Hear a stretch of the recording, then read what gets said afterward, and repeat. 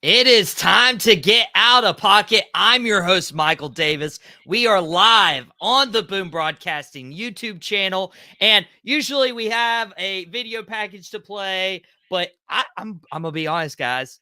I'm a little impatient this evening for two reasons. One, I am running on E right now, and two, there is football, and I'm gonna be honest. This is gonna be a quicker show. I know we promised you hour-long episodes, but I mean, I want to enjoy this game. Zach has not one but two games to enjoy, and so I'm glad to be welcoming Zach from Watauga Democrat, ZWC Sports. Me and him were just talking about all our weekend so far, our weekend ahead. It's a lot, man. But you ready to dive into this football? Yeah, let's do this. Let's just jump right in. What I'll even let you, since you're the guest of the show, I'll let you decide which game you want to preview first, whether that's the one in the NFL or one up in Boone, North Carolina today. Ooh, let's go with the NFL. Let's kick it off there. Let's kick it off there. We got the New York Jets and the New England Patriots tonight for Thursday Night Football. Now, if you are looking at our graphic here at the bottom, you will see the significance of tonight's game.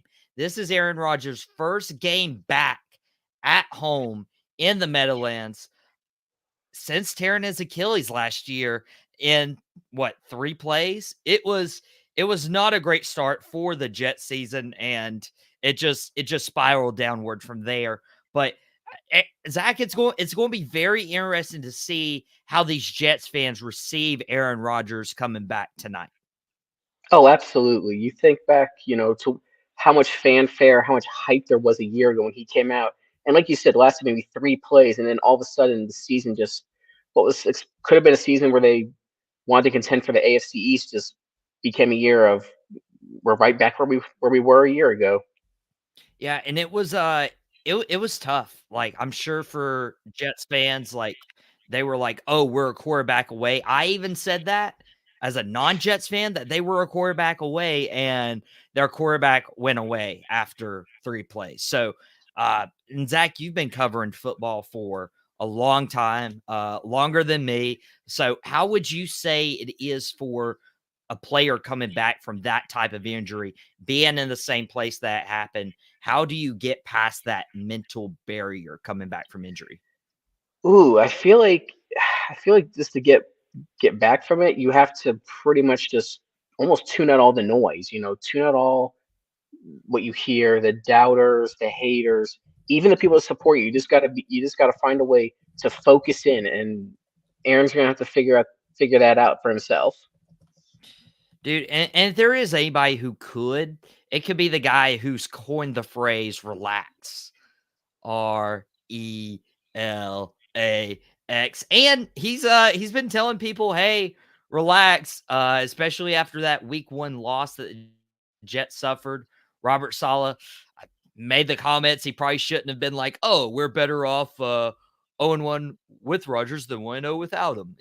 And they lost to the 49ers. That's a pretty given game they would lose. They did beat the Titans last week. But they host the Patriots tonight. The Patriots are 1-1 as well. They won the opening week against Joe Burrow and the Cincinnati Bengals before losing their home opener against the Seattle Seahawks. Zach, what do you think are keys to the game on both of these sides? And you're a Patriots fan. Yeah, well, I mean, I think keys to the game are with the Jets is like I said, you got to keep the home crowd in it, and you've got to find a way to force a couple of turnovers. Because if there's anything that I've seen over the last few years since Brady left New England is the quarterbacks tend to make self-inflicted mistakes, and we saw that first year with Mac Jones. I can't tell you how many times he threw an interception. Just made me throw my hands up in the air, occasionally throw my hat all over the place. It was rough. But and of course, another thing is this is a division game. Aaron Rodgers has yet to play a division opponent, and your first division opponent is a team with the pedigree that the Patriots have had in the past, and you've got a brand new head coach. There's going to be a lot riding on tonight. And the Jets, if they want to get an upper hand in this AFC East, which looks like it could be, up for grabs, even though Buffalo would be the front runner for it, but Miami, you have no idea where they're going to be, what's going to happen with Tua. So yeah, I mean, if you can come out here with a win tonight, it would give you a lot of momentum, whichever team does.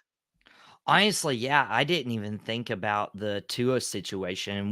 And we talked about this last week. Like, my specific thoughts on Thursday night football, seeing Tua get hurt twice in 3 years on a Thursday night football game.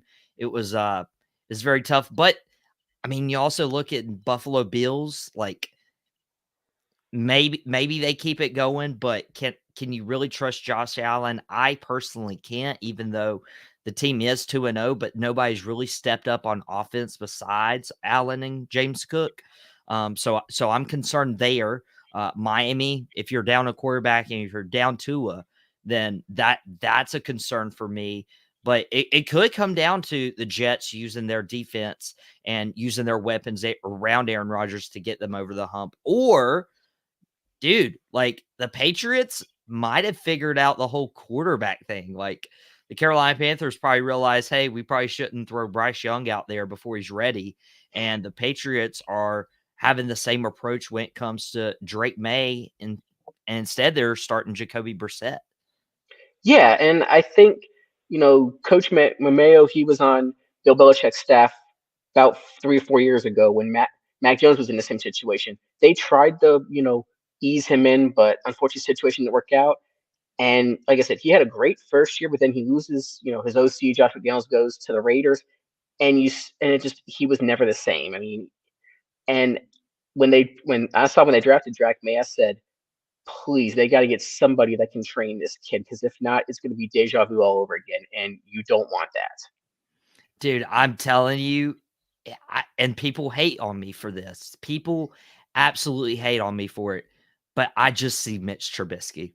I see a guy, and you don't like to hear it because he's on your team now, but I just see a guy who was overrated, playing in UNC, playing in that system, and then coming to the NFL and going to a team that he needs to elevate. Like Trubisky was in a team where he needed to elevate, and he just couldn't do it.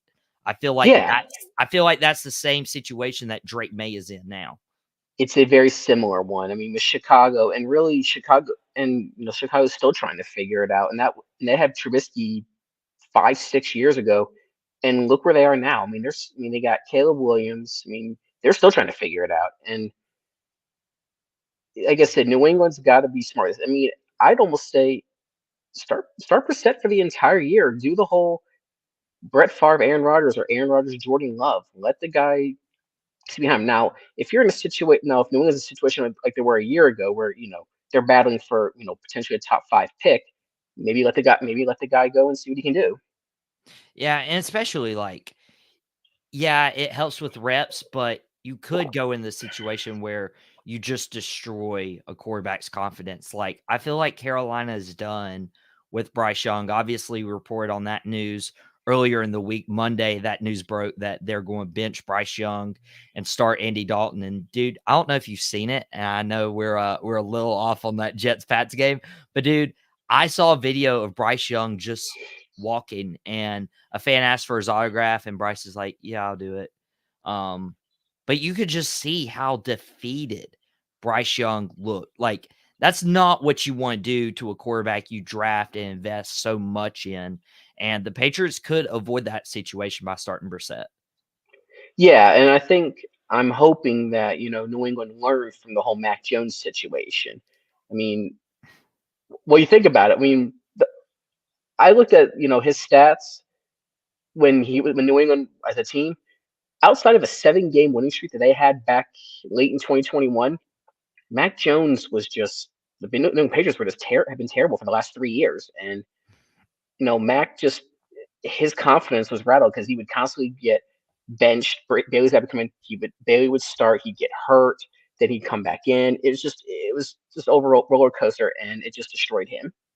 And here's dude, that's such a good point. Like, Mac Jones, Mac Jones is just a whole other it's like a whole anomaly of how all that went, and I'm just like, yeah, he could probably handle the situation better as a starting quarterback in the NFL, but it's not making Alabama quarterbacks, look very well when Mac Jones, has that situation in New England.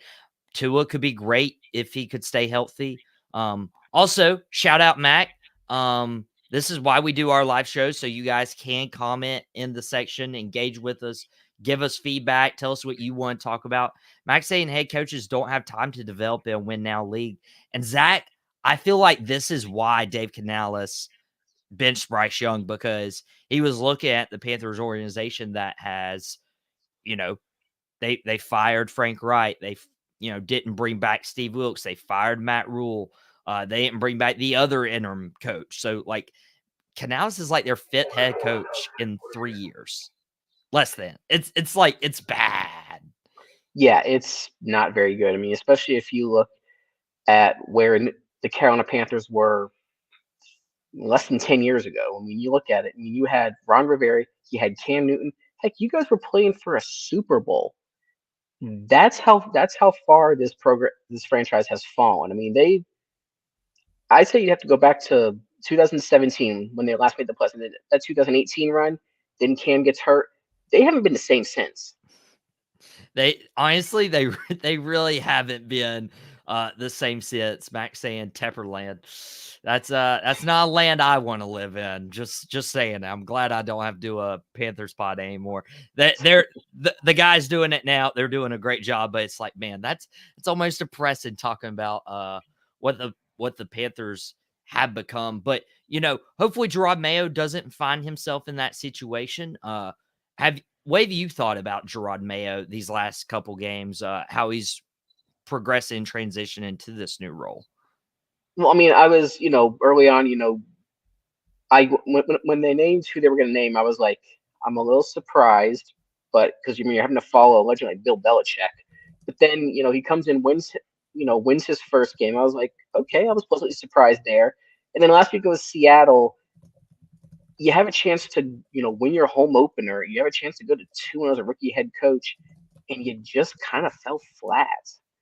And of course I heard people saying, still struggles with New England's offense, and that's been a recurring theme better part of the last 5 years. Even during the last year when Brady was there, he struggled on offense. Yeah, it's not been entirely great with what's happened in New England last few years, especially since Brady's left. But you're hoping to right the ship today. Tonight, Thursday night football, the Jets, Patriots, AFC East rivalry game. Zach, the line right now is Jets being favored by 6 points at home against the Patriots. Do you have and Max saying it did go to OT. That's a shout out, fact checking us right there. Patriots 6-point underdogs on the road against the Jets. How do you see this one panning out? I think it's going to be just like a lot of the other New England Jets games have been over the last, I'd say, probably 10 years. A lot of them have come, a lot of the games New England won by a blowout, but I don't see that happening. I could see New England upsetting because, no one's expecting anything from New England. All the pressure is on the Jets this year. And you wonder, do the Jets handle this pressure, or is it just like, oh, it's just the same Jets team, just, new quarterback? So do you have the Patriots taking a win tonight? Ooh, I'm going to go on a limb. I'm probably going to catch a lot of flack for it. I picked him in one of my pools earlier this week. I'm going to be a homer, and I'm going to go with them. I'm either going to look like a genius or an idiot. Well, it's funny you mentioned that, because the last couple of weeks for my picks, you know what this guy's looked like? A stupid idiot. I got my wrestling crew to you got your Chris Jericho in. Mike would be proud of you. Yeah, so I want to say I'm the only one who can call myself that. I got a list. So if you don't want your name on it, you better, shut up. Wait and just learn from the learning tree. Hi guys. Now my Jericho puns are all out. Okay, so my picks have been terrible. You got the Patriots. Jason, who won our Out of Pocket picks last Friday. He'll be back on the show tomorrow to defend his crown. He's got the Patriots tonight. Zach, I'm going to do you a favor. And since you and I are buddies and I want you to have a good night, it's very clear that I am terrible with these picks. So I'm not only going to help you with your homerism, I'm not going to help you with your fandom. I'm going to be the bad guy. I'm going to take the New York Jets. I'm going to take Ron, who apparently, according to Jason, is the most overrated quarterback in NFL history. And I'll take the Jets by 3. I'll take the Jets by 3. And so either I'm right or Zach has a good night. I'm okay with either one. And just remember, when you say the bad guy, don't forget old Razor Ramon. Hey, yo. Hey, yo. I got some Razor stuff behind me. I got a picture, actually. If you're watching live, you get a treat right now. This usually stays behind me, but I got a picture at a local wrestling convention several years back. This is a young Michael Davis with the NWO. My brother, Oh, wow. Kevin Nash, Scott Hall, Sean Waltman. Dude, this is literally one of the coolest moments I've ever had. I saw the NWO advertised and I was like, man, I just wish I could meet like Scott Hall. But obviously, like the prices are outrageous and stuff. And we had went around the entire convention. We had a great day. We had a great time. And then we were about to leave and Dad's like, wait, you got one more. And I'm like, what do you mean? He's like, go meet them. I'm like, no. And he's like, I prepaid the ticket. I got you. You go ahead and go. And they were awesome. Like, they were so cool. Like, they fit the too cool mantra right there. Or too sweet, if you will. Too sweet. Yep. So I'm gonna actually, I'm gonna say it right here so I don't break it accidentally by trying to do two things at once. So I got the Jets. Zach's got the Patriots. Jason, who will be back on Out of Pocket tomorrow, has the Patriots as well. But that's not the only game.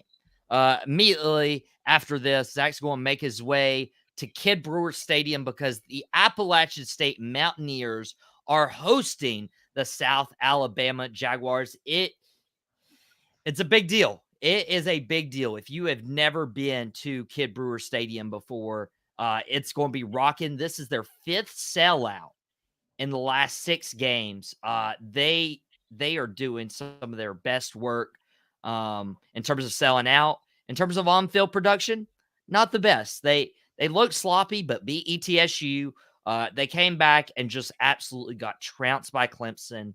And then last week on the road against ECU, they came away with a narrow 21-19 victory. Zach, I'm a little disappointed in the on-field production, but if there's any moment to get things back on track, it's tonight, Thursday Night Football, Sun Belt opponent, and you're at home with a sellout crowd. And it's a nationally televised game on ESPN as well, so you better show out.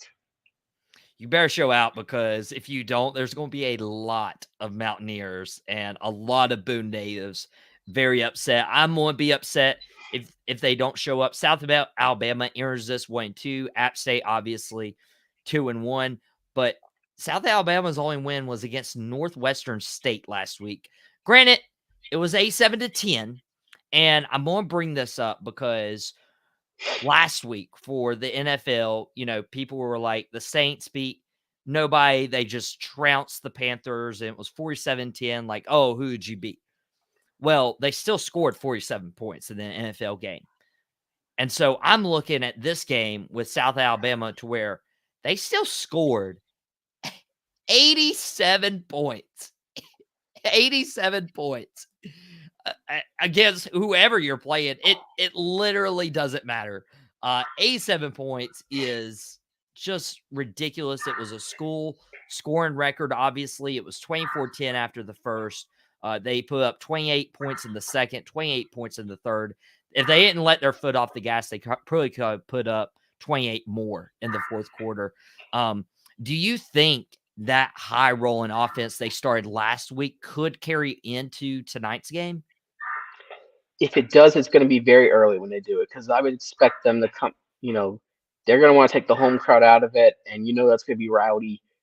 And App has something to prove. I mean, they showed some of it last week, kind of some late game hurdles. I think they scored, what was it? I think 21 unanswered points after going down 16-0. I mean, that, like I said, that was those games that could have really gotten out of hand quick, and they somehow managed to right the ship just in time.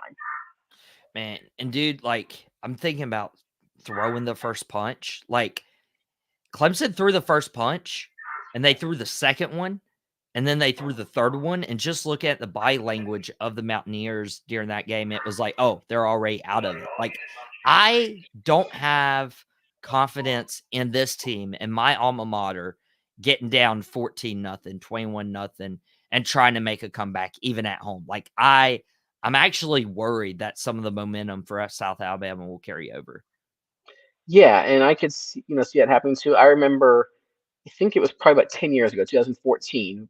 App had just joined the Sun Belt Conference. They were struggling as they had the year before because I think at that time there wasn't a whole lot of motivation since they weren't eligible for championships.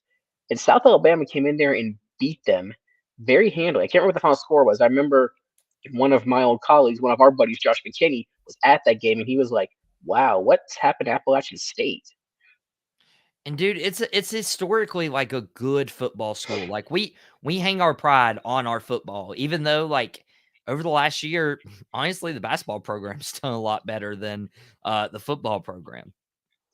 Yeah, I mean the basketball program has definitely shown, and football's done well, but when you have the pedigree that App State's had over the years, when Jerry Moore was there, when Scott Satterfield was there, you got to have excellence. That like anything less than that is unacceptable. Oh, it really is. And especially like Sean Clark's a local. Like me and my dad were talking about it on the way back from ironically a Duke football game. Also a Duke guy. So shout out my dad for, an awesome time at the Duke game. Hopefully we'll be back very soon. Hopefully we'll be back. But I was talking like Sean Clark's, a guy who he went to App, graduated from App, played for App. That's not who we had in Scott Satterfield. That's not who we had in Eli Drinkwitz. They weren't coming in to try to build a bigger program. Sean's just a local, like he's a homebody. Like that makes a difference also when it comes to the coaching philosophies. It is. It definitely and it definitely makes you. It makes you want to put your best foot forward, but because like you said, Satterfield and Drinkwitz, these were merely stepping stones for them. And Sean Clark, he's always said, "I want to be here for the long haul."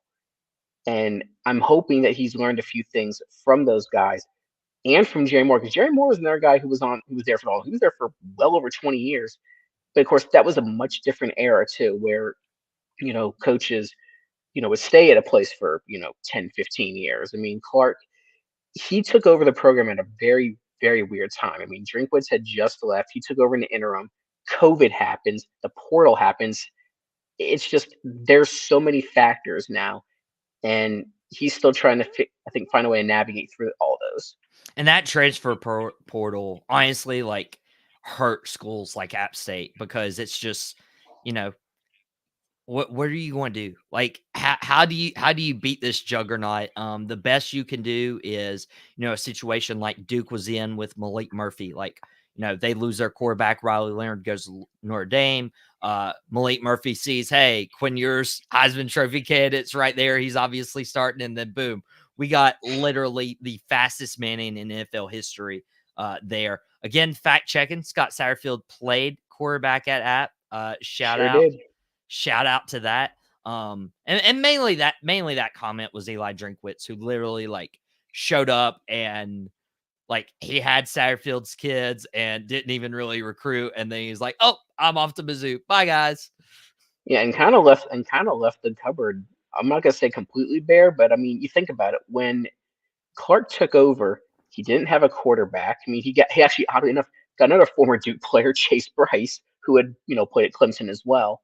Chase Bryce, I think, was there for 1 or 2 years, and he was in there that year that they won only 6 games, didn't make a bowl game, and then you bring in Joey Aguilar, who really wasn't even a starting quarterback a year ago. He kind of just took over. It was kind of almost a Tom Brady situation. He made the most of situation is run with it. Dude, hey, way to tie it back into your favorite NFL team and, the greatest quarterback of all time. Kudos. I saw what you did there. Hey, we could have gone Tom Brady or could have gone Kurt Warner. I mean, another good option. That is true. Kurt Warner also made the most of his opportunity. So for this game, how does App State establish the tone early and come away with a win over South Alabama?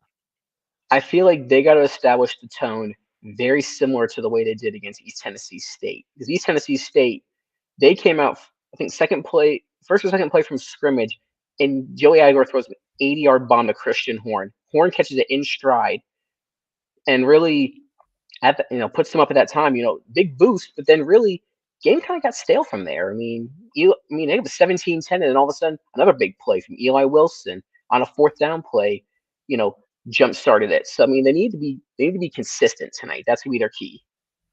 I hope they're consistent. I hope they get out to, kind of like you said, a 10-0 run for the first quarter against ETSU. That was an 83-yard pass. Christian Horn, 2 plays into that first drive for App State was huge.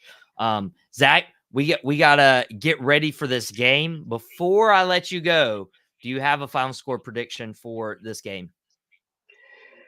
I'm gonna go App State 31, South Alabama 17. Okay, 31-17. Give them 2 touchdowns. 2 touchdowns. That sounds like a good time at App. Now, obviously, I'm terrible with predictions. Tonight, I'm gonna go the route of, hey, picking devil's advocate. I had never thought I'd say these words. Give me South Alabama to win. Wow. And I'm doing 45-27.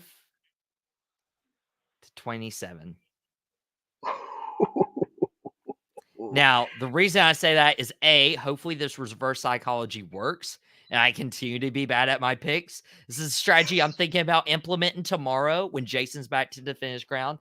And secondly, just seeing that Saints team against Dallas, a good defense on the road just because they had momentum from the week before, I think that is very underrated. I feel like that could be an issue if App State doesn't answer early. So if South Alabama does get off to that fast start, I don't know if this App State team is built to respond to that. Jason in the comments laughing. Jason, I hope let's throw his comment back up there. Yeah, I hope you're laughing now because you know what? I'm coming back for the crown that I haven't worn yet this year. And after week 3, by golly, I'm going to wear that crown.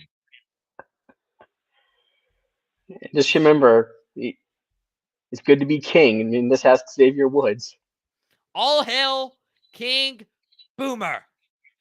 King Boomer. All hail King Boomer. Get your pinkies up. Get your pinkies up in the chat. Let's go. Yeah, Jason, I'm hyped. Let's go. There's a lot of football tonight. Pats, Jets, App State, South Alabama. Tomorrow, Jason and the crew will be on to talk more NFL, dive into those picks.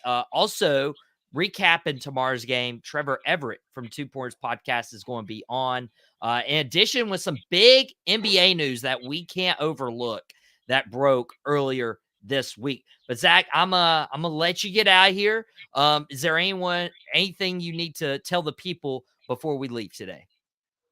Nah, just go out there. Our buddy Malvin off the mic says, go out there and enjoy wrestling. Let's go out there and enjoy football. Let's go out there, enjoy football. Zach, appreciate having you from ZWC Sports and Watauga Democrat. He's going to do an absolute great job covering this game. Hopefully it's a good game. Hopefully I go 0-2 in my picks. Actually, I'm okay hitting that Thursday night football game. If that's the case, I'm okay with that. But definitely I won't miss this college football game I just predicted. But again, tomorrow, Outta Pocket will be back 5:30 to 6:30. We'll do the full hour. We did a shorter episode today because it is time for football. If you enjoyed all the content, we've launched a lot over the last couple hours or last couple of days since I've seen you last. We had Quick Hits yesterday. We had Sideline Savants yesterday. We had Drop the Mic. My interview with Roosevelt dropped yesterday. Today, it stinks early in the morning. We had dugout debrief. Lombardi Party decided to have the party on the Thursday afternoon right before Outta Pocket. It was absolutely fantastic. It's been a huge, huge, huge time for Boom Broadcasting, and we will be back tomorrow. Dad and the Boys drops. We're going to preview this upcoming game for the Dallas Cowboys against the Baltimore Ravens. In addition, Outta Pocket will be back tomorrow. So I'm your host, Michael Davis. Thank you so much, Zach, for tuning in and helping us. Thank you guys for watching and dropping some stuff in the comments. Those never go unnoticed. I appreciate you all, your support, and your love. But we got to get out of here. Enjoy some football, and I'll see you back here tomorrow. Well, that's it. I really hope you enjoyed it. We had a ball making it. Thank you.